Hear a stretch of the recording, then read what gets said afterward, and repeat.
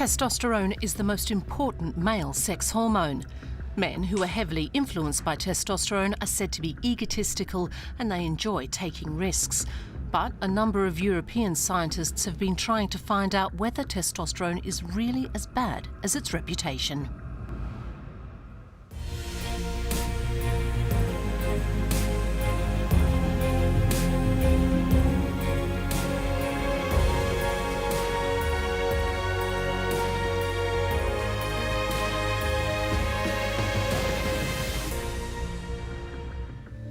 We've come to the Münster University Hospital to talk to Dr. Michael Sitzmann, a German specialist in the treatment of diseases that affect men. He's also an expert on hormones.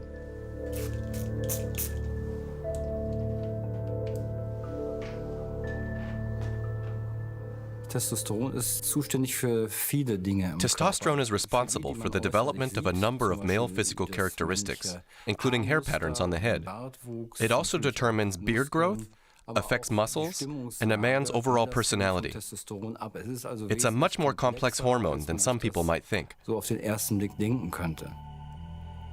Most testosterone is produced in the testes, but a small amount comes from the adrenal cortex. The specific sources of testosterone are the Leydig cells. The hormones that are responsible for developing male characteristics in the body are called androgens. The most important androgen is testosterone. Levels of testosterone rise dramatically during puberty and then remain at a high level. But researchers have also found significant short-term increases in this hormone immediately after birth.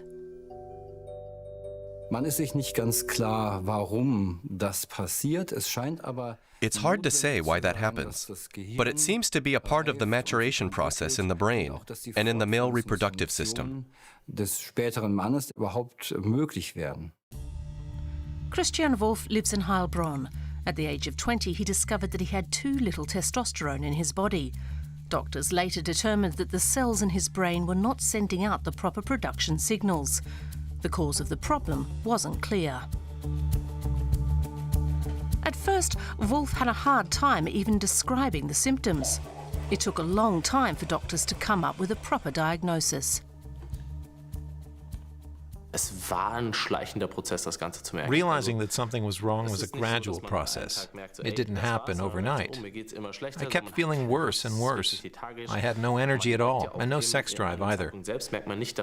But I could feel something just wasn't right. And then I was diagnosed with depression. And I realized that something was seriously wrong with me.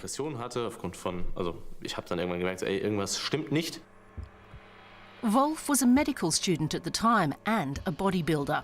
He kept a close eye on his metabolism and testosterone levels. I couldn't figure out what was going on.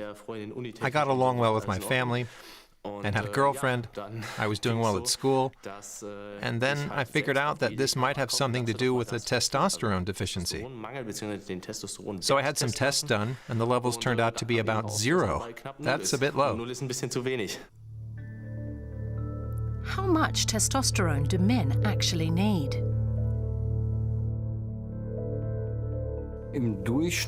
On average, men have at least 8 to 12 nanomoles per liter of testosterone. Anything below that represents a deficiency, but the amount also depends on genetics. Women's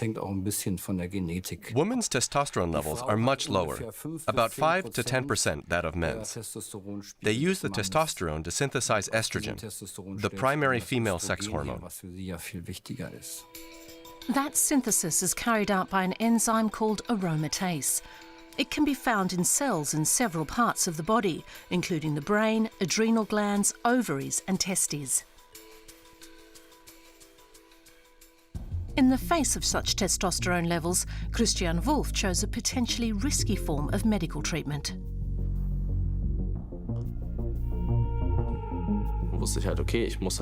I knew I needed hormone replacement therapy after other possible causes, like vitamin D or zinc deficiency, had been ruled out.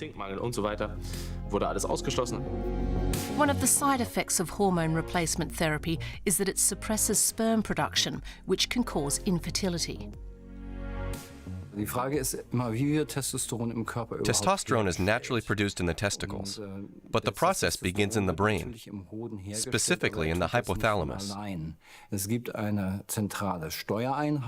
It links the body's nervous system to the endocrine system through the pituitary gland.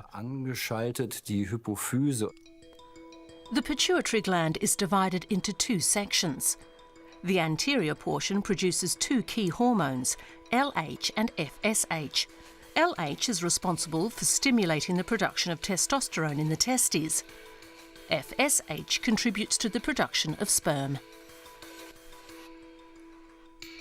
These two hormones report back to the brain on whether the body is producing enough testosterone and sperm.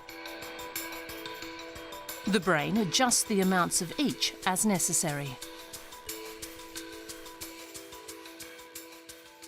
Testosterone replacement therapy suppresses the hormones in the pituitary gland that are responsible for sperm production. It's like a birth control pill. But if a man is testosterone deficient and wants to have children, we have to take a different approach.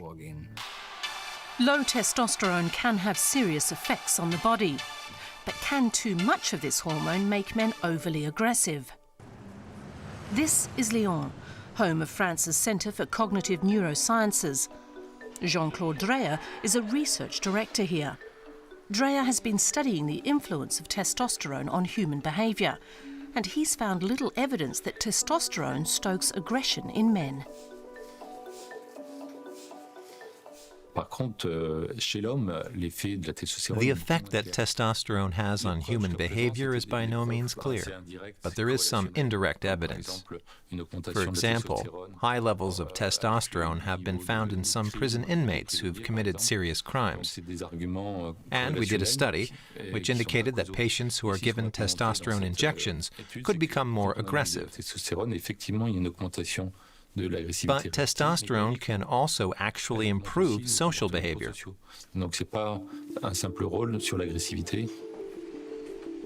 So at this point, there's little hard evidence pointing to a link between increased levels of testosterone and aggressive behavior.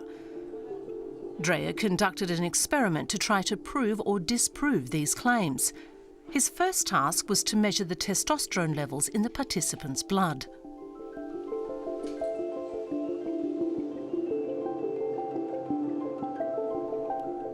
Testosterone is a fat-soluble hormone, so it can pass through the membranes of cells, bind with hormone receptors, and then produce changes in the cell's structure. Testosterone can be identified and measured in various bodily fluids, including saliva, urine, and blood. Before the experiment begins, one group of participants is injected with testosterone. The other group is given a placebo.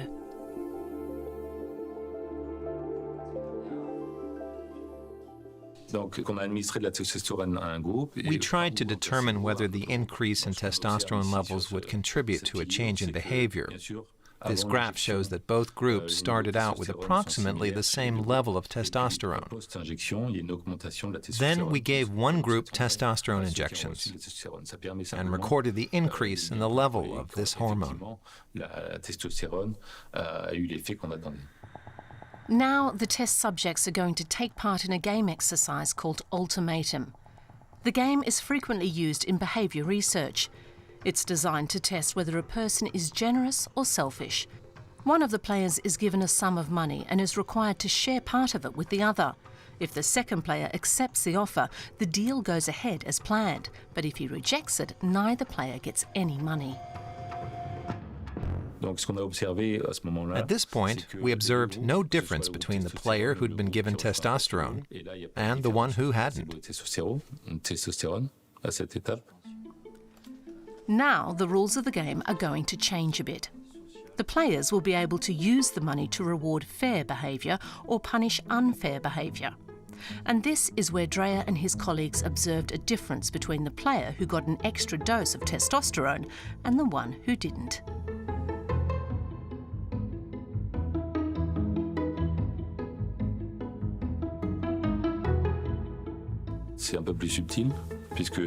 It's a subtle difference.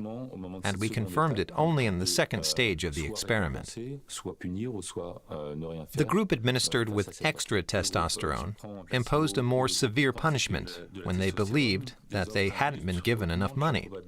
But at the same time, they also reacted more positively when given more money than expected. We observed a big difference in the behavior of the two groups. So, can testosterone also stimulate generosity in men? The researchers were surprised by the results, but the situation is more complex than that. Dreyer says there's a subconscious motivation at work here.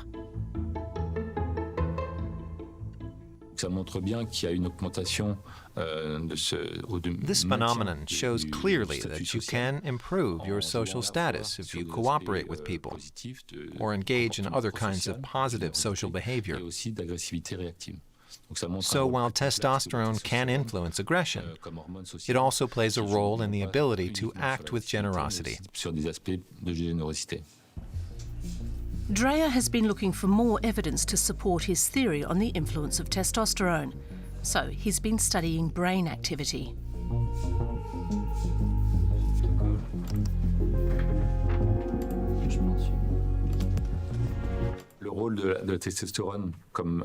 Testosterone-based behavior can improve a man's social status, and that process could be linked to various mechanisms in the brain, particularly a group of neural structures known as the reward system.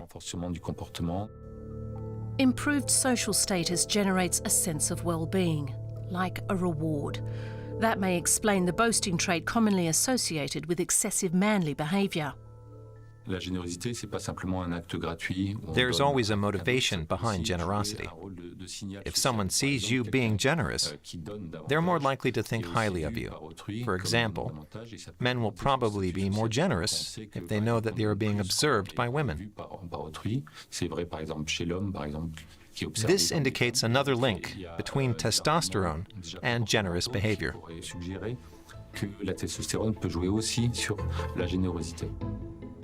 So testosterone may be responsible for positive and negative behavior.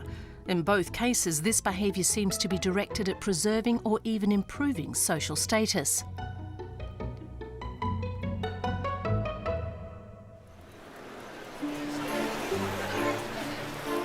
Psychologist Pranjal Mehta is an associate professor at University College in London. His research focuses on how hormones, particularly testosterone, influence human behavior. The evidence for that myth that testosterone is directly related to masculine traits like aggression has not borne out in the data. So there are plenty of results suggesting that testosterone is either weakly or unrelated to aggressive behavior at all in humans, including human males. So the field is still trying to unpack these kinds of effects to understand when testosterone might be related to other behaviors like helping and pro-social behavior as well. Mehta has carried out an experiment that involves the ultimatum game, similar to the one we saw earlier. It's actually a way to look at two kinds of behaviors. One is trust. To what extent is the first mover trusting? And two, to look at reciprocity of trust. If someone is hyper-trusting, is the second mover going to reciprocate that trust? As in the experiment carried out by Jean-Claude Dreyer, one player was given an extra dose of testosterone. The other player was given a placebo. The experiment will measure the level of trust between the two. The player administered testosterone can use his money to make sure that the other player also profits. But will the second player give back some of his winnings as a gesture of gratitude? Or will he keep it all for himself? We found two interesting effects. First is consistent with the stereotype, testosterone reduced trust in the first mover.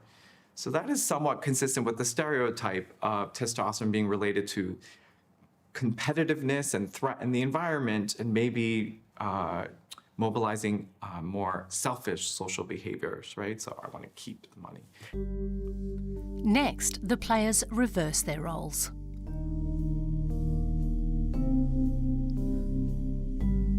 both tests, the player with the extra testosterone shares his winnings with the other. This is an example of pro-social behaviour.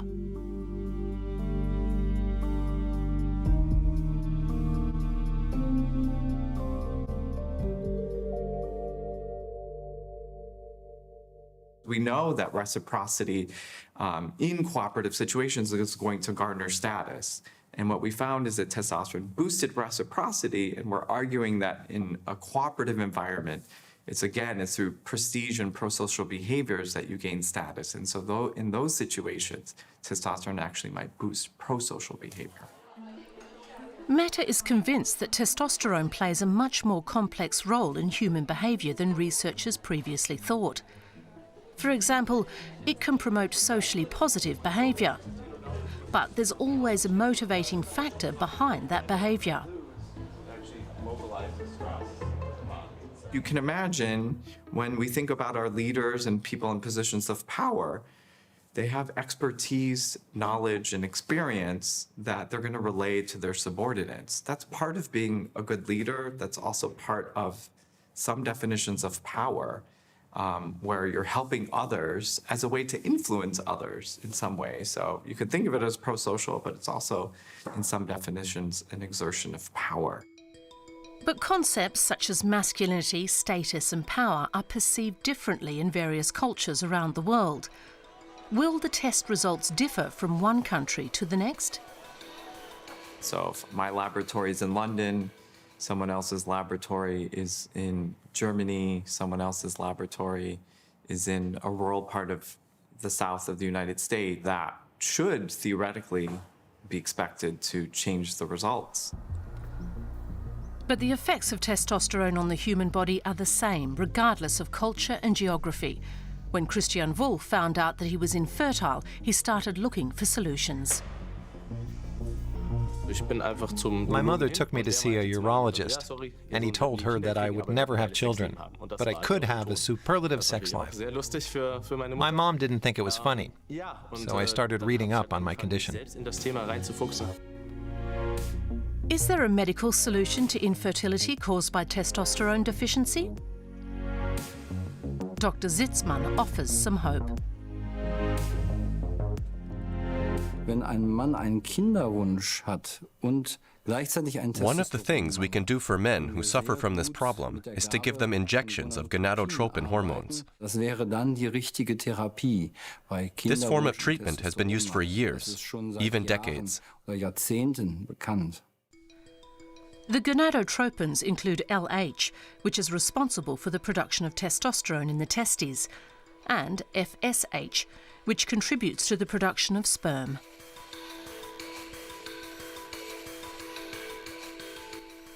The treatment was successful for Christian Wolff. His body was able to produce testosterone and fertile sperm for a short period of time. He had the sperm frozen for later use.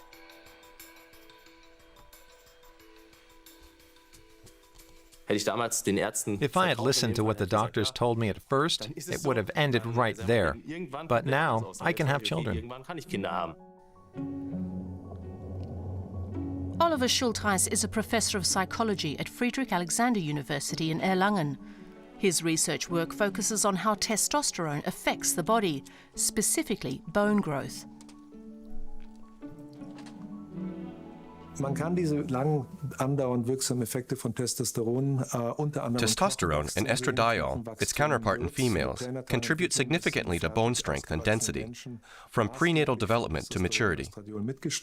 Und deswegen kann man zum Beispiel am Ende des ersten For example, during the first 3 months of pregnancy, testosterone causes the ring fingers of the male fetus to grow longer than the index fingers. in der Länge des Ringfingers sehen. Schultheis notes that in general, women's index fingers are longer than their ring fingers. In men, it's just the opposite.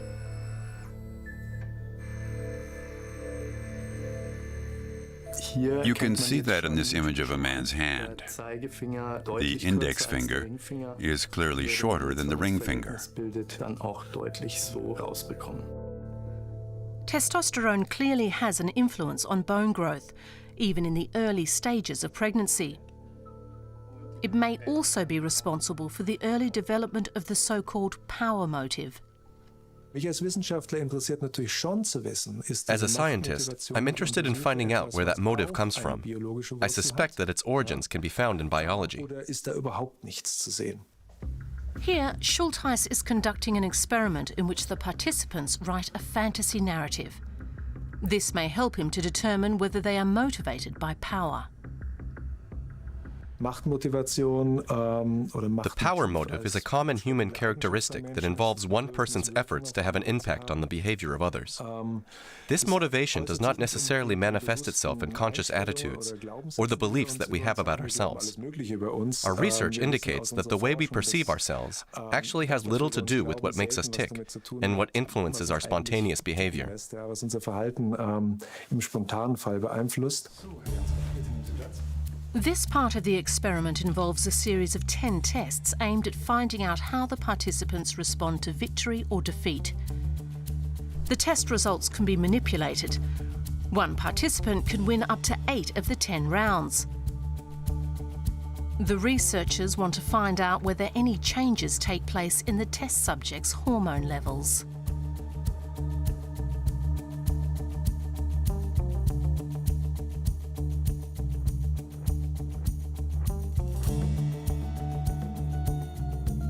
Was wir dann gesehen haben, dass die Machtmotivation natürlich We found that the power motive plays a role in their response to winning or losing. dass die machtmotivierten Gewinner Those who won had higher levels of testosterone than those who lost. motivierten Verlierer. And if one of the participants is not motivated by power, but wins, it has no effect on the amount of testosterone in his system. Also man kann nicht sagen, dass Gewinnen oder We can't Verlieren say that winning or losing is exclusively responsible for changes in testosterone levels. We have to take into account factors such as the individual's personality and motivation. Die aber, wie wir in unserer Forschung sehen, wiederum abhängt von früherer But those factors are shaped by testosterone during fetal brain development. Im Mutterleib geprägte Hirnentwicklung. But does it all come down to testosterone and its influence in determining, for example, male finger length and the development of the power motive?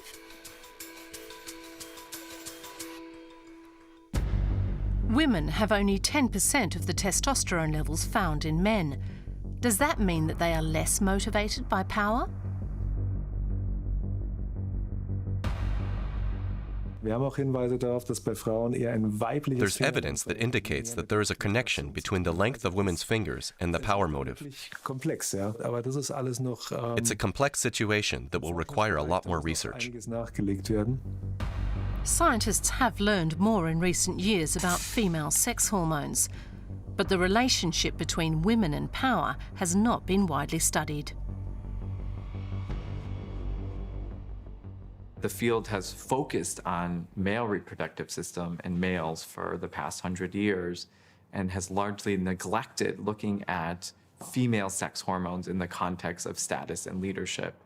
And this is a large gap in the literature today. We've come to the University of Cambridge to talk to clinical psychologist Simon Baron-Cohen. Part of his research focuses on how gender affects human behaviour in general and the brain in particular. We've been looking at sex differences in the mind between males and females on average. And one of the tests that we use is where you have to find a shape that's hidden in a design as quickly as you can. And we find that on average, men are faster at finding this target hidden in the overall design. Baron-Cohen and his colleagues conducted behavioural studies of children and adolescents. They started by testing hormone levels in numerous samples of amniotic fluid, the liquid that helps protect the fetus in the womb. We've measured the testosterone during pregnancy in the womb, in the amniotic fluid. So this is the baby in the womb. And some women during pregnancy have a clinical procedure called amniocentesis, where a needle goes into that fluid to take out some of the fluid. And we can measure testosterone in the fluid. And babies vary in terms of how much of the hormone they are exposed to. So boys show more testosterone than girls in the amniotic fluid. In the early stages of fetal development, the genitalia show no signs of gender distinction. But after approximately the 7th week of gestation, a gene on the Y chromosome can activate a process that results in the development of testicles. Later, testosterone plays a role in the development of masculine characteristics in several parts of the male fetus, including the brain. We're looking at these long-term effects of the hormones, presumably mediated by changes in brain development. So we're measuring the behavior, but the assumption is that the hormones have changed brain development in males and females because they're exposed to different amounts of the hormone. After the babies in Baron Cohen's study were born, he measured and analysed their reaction to a series of images. What we found was that the higher the child's prenatal testosterone, the less eye contact the child makes at their first birthday. So this was a surprise for us, because you would think eye contact is influenced by social factors, but actually it seems to also be influenced by prenatal testosterone. The children were tested again at the age of 2. The results indicated that girls more actively sought eye contact than boys did and had better verbal skills. They talk earlier and their language develops faster. What we didn't know is why. Why do girls have this advantage in language development? But now we could relate it back to the prenatal testosterone, because we found that children who had higher prenatal testosterone had smaller vocabularies. Years later, Baron Cohen conducted more tests on the children. They were shown images of various facial expressions and were asked to describe the emotion the images portrayed. And again, we found that the higher the child's prenatal testosterone, the more difficulty they have on this test of empathy, which is a surprise again for us, because we're finding there's, even though it's 8 years later since we measured the testosterone, there's still an effect that we're observing.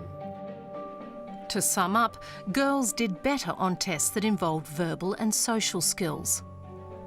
Boys were better at developing analytical skills. The same hormone seems to be involved not only in social development, like reading faces and language and eye contact, but also in non-social skills like pattern recognition and taking things apart to see parts within holes, a bit like on the Rubik Cube, where you have to see the pattern very quickly. The tests indicate that boys are better able to understand abstract concepts, but have less empathy. Baron Cohen has used the findings to support his theory of a possible link between testosterone and autism. We looked at the relationship between typical sex differences and autism, because autism is more common in boys. So we were trying to understand why does being a boy lead you to a higher likelihood that you'll develop autism? And the answer we're getting is that one factor may be prenatal testosterone. Research on this subject is still in the early stages. And experts are still trying to find out what role prenatal testosterone plays in determining sexual differentiation in the brain.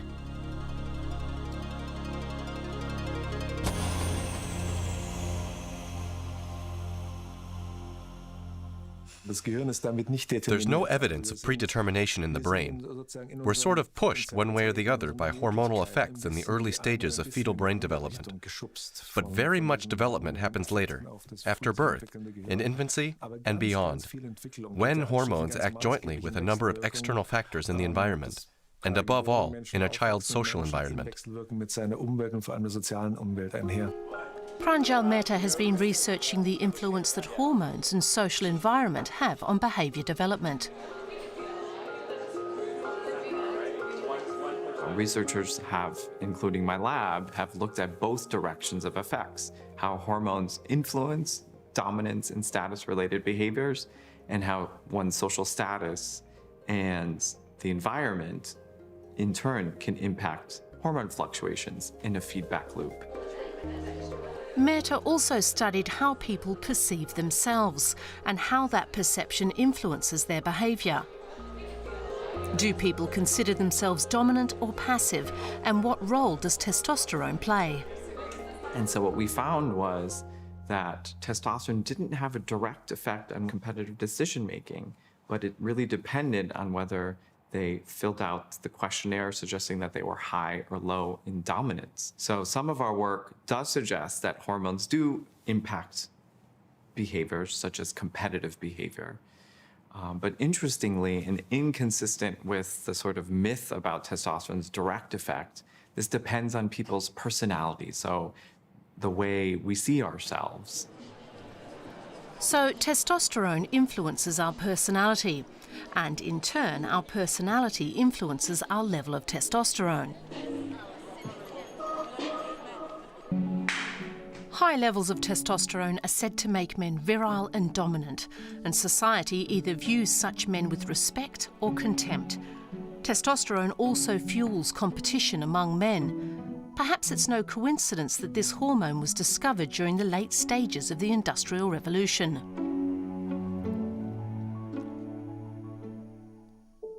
In the 1850s, Charles-Édouard Brown-Séquard was one of the first scientists to speculate on the existence of substances that we now know as hormones. He also regularly injected himself with a fluid extracted from animal testicles and claimed that this process improved his sexual prowess and physical well-being. Testosterone has long been associated with masculinity, strength and vitality.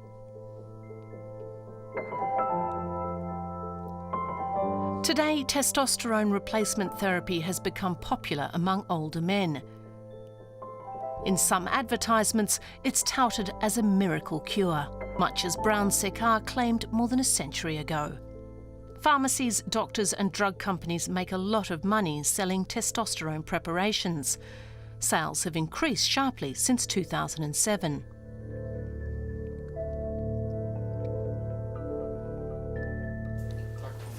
Dr. Michael Zitzman is regularly consulted by older men suffering symptoms of exhaustion. Many worry a testosterone deficiency may be the cause.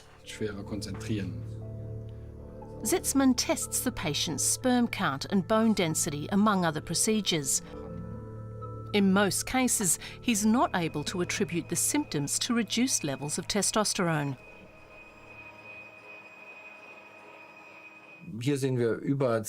This graphic shows the testosterone levels of 10,000 men ranging in age from 4 to 90. The boys, of course, have very low levels. The levels increase during puberty. Then we see high levels of testosterone right into old age. If we rule out disease, there are several reasons why testosterone levels may fall. In the vast majority of cases, these patients produce less testosterone simply because they're overweight. Obesity is a problem for many older men, and younger men too, for that matter. Overweight men usually have a lot of visceral fat, and that fat releases a number of harmful substances. And it can lead to insulin resistance, high blood pressure, and lower testosterone levels. One layer of body fat lies just beneath the skin. A second layer, visceral fat, is stored in the abdominal cavity near several vital organs. Excess visceral fat can cut testosterone production, which can promote the storage of even more fat in the abdominal cavity. This causes the spare tire that's common among middle-aged men. Testosterone is often associated with doping scandals in competitive sports. Michael Kleber, with the German Olympic Sports Confederation, is an expert on the use of performance-enhancing substances, including testosterone.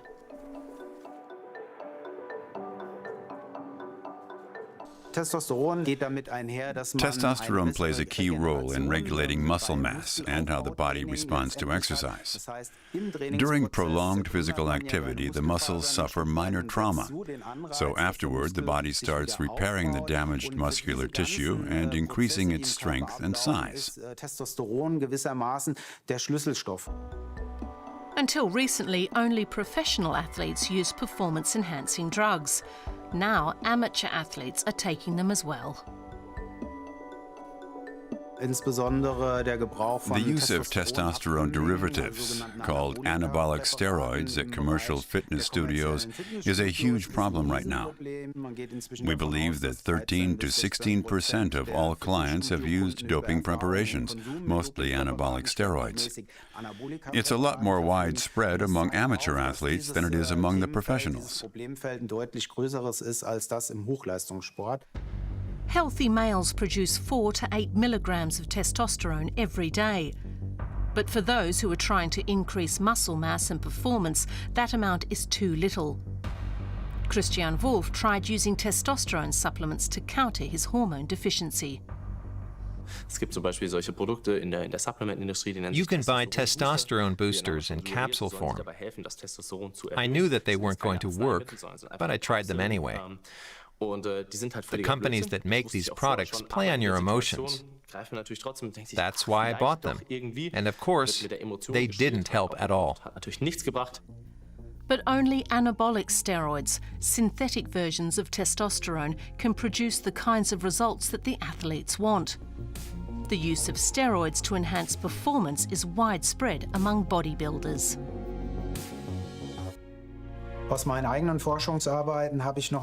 In my own research, I came across the case of a 17-year-old who was using these substances. It was scary. He was injecting more than 1,000 milligrams of testosterone derivatives a week. He was also taking dianabol steroid tablets every day. So in all, that's a lot more than 1,000 milligrams a week. That's a dangerous amount for a 17-year-old.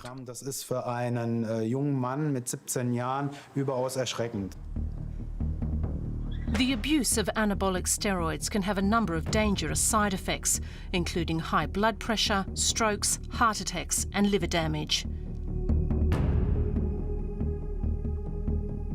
Excessive increases in testosterone can lead to reductions in sperm production, because the brain determines that the body has enough testosterone and cuts off the supply. Pranjal Mehta has been studying whether substances besides testosterone can influence human behaviour. For example, cortisol, a hormone that's often released in response to stress and low concentrations of blood sugar. There was some evidence that cortisol levels could impact the pathway between testosterone and behavioral outcomes. Specifically, hormones don't influence behavior directly, but there's a mechanism through which they occur. Specifically, one mechanism is they bind to a receptor for that specific hormone. In the case of testosterone, that would be the androgen receptor. This binding process takes place throughout the body, like a key fitting into a lock. Mehta believes that in stressful situations, cortisol blocks the testosterone receptors.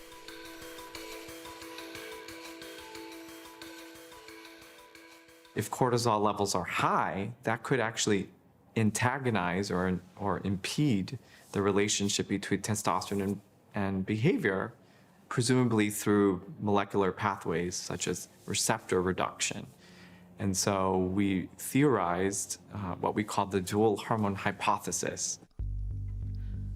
This role-playing exercise is designed to test the effect of cortisol on testosterone. One participant gives a series of orders to the other. If the player who's supposed to follow the orders feels stressed, his behaviour changes.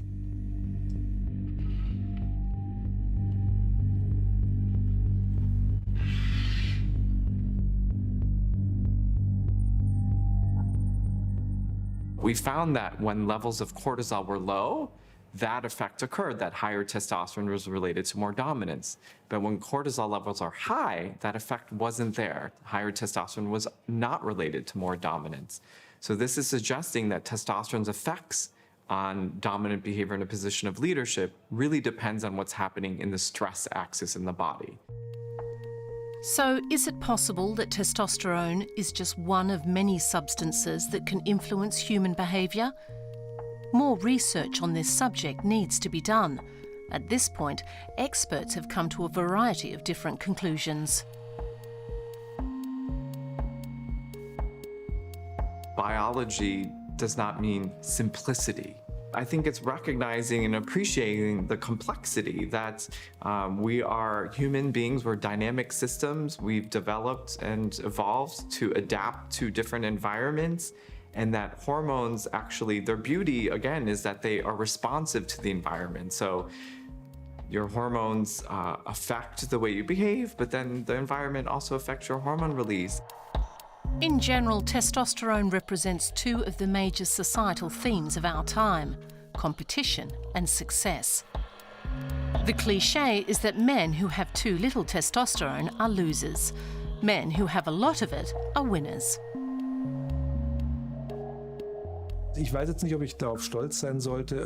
I don't know whether I should be proud of how much testosterone I have or not. It depends on what society thinks are desirable qualities in men. And that concept can change, depending on the culture and the era. Testosterone is the stuff that men are made of. The actual quantity is not so important, but every man needs at least a minimum amount. Since I started testosterone replacement therapy, I've felt a lot better. The depression and lack of energy disappeared in 2 weeks, and things just kept getting better for me. I'm not confused and unhappy anymore. So there's no simple one-to-one link between testosterone and male aggression or quest for power. Latest findings indicate it's social and cultural environment factors that determine testosterone's effects on manly behaviour.